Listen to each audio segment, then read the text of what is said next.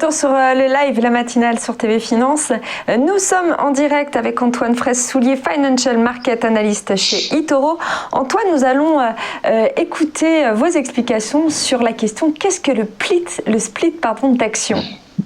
Oui, alors effectivement, le split d'actions, c'est un phénomène assez courant sur les marchés financiers qui se produit lorsque une action atteint un prix qui commence à être un obstacle, qui peut constituer un obstacle pour les investisseurs. Voilà, donc en fait, à quoi ça correspond? Un split d'action, c'est assez explicite, c'est une société qui va fractionner ses actions individuelles en plus petites unités en appliquant un certain ratio.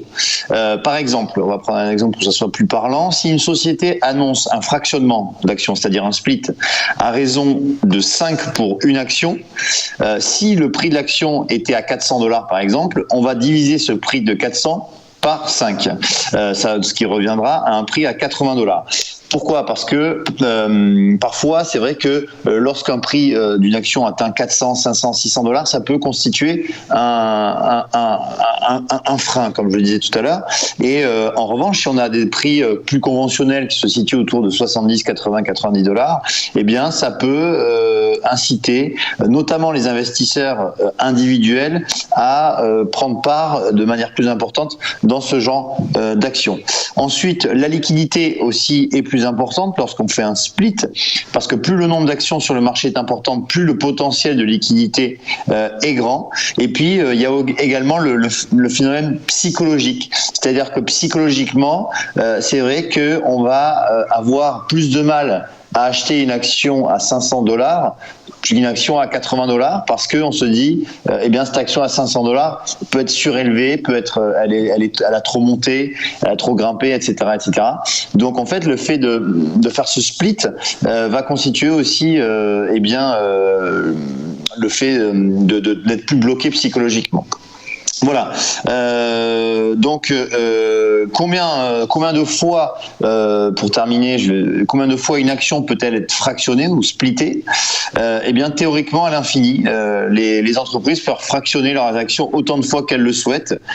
Par exemple, pour prendre un exemple, Microsoft, entre 87 et 2003, eh bien, Microsoft a fractionné à 9 reprises son action.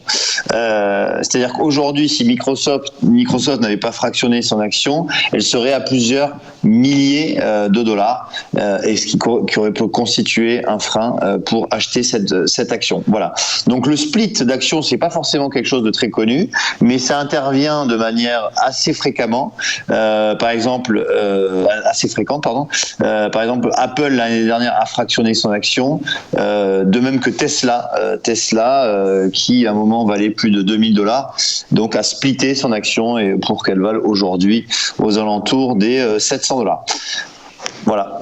Merci Antoine pour cette explication sur le split d'action, explication très pédagogique. Merci à vous deux pour ces analyses. On va vous retrouver très vite dans la matinale et pour tout savoir sur ces mouvements du CAC 40, rendez-vous tout au long de la journée sur notre site internet www.tvfmedia.fr. Vous pourrez suivre l'évolution des indices boursiers à tout moment et en temps réel, tous nos contenus, nos replays, les interviews et analyses. Je vous invite aussi à vous inscrire à notre newsletter. Cette édition du live est maintenant terminée. Merci à tous nos invités. Merci à vous surtout de nous suivre quotidiennement. Le live revient dès demain matin avec Roselyne Pagès. Quant à moi, je vous retrouve jeudi matin. En attendant, je vous souhaite une excellente journée.